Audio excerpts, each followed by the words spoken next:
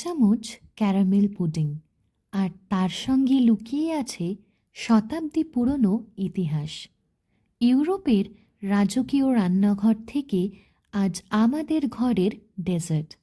স্বাদ বদলায়নি, বদলেছে শুধু সময়।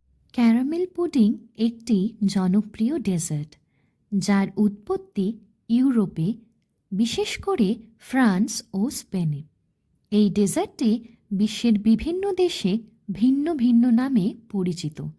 ফ্রান্সে একে বলা হয় ক্রিমে ক্যারামেল, আর এটি স্পেনে পরিচিত ফ্ল্যান নামে।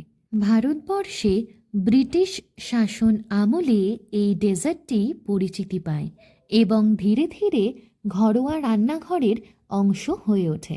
আজকের দিনে ক্যারামেল পুডিং শুধু একটি ডেজার্ট নয়, বরং নস্টালজিয়ার স্বাদ। এই ডেজার্টের গল্পটাই আজ তোমাদের সাথে শেয়ার করলাম। আর হ্যাঁ, তোমার প্রিয় ডেজার্ট কোনটা?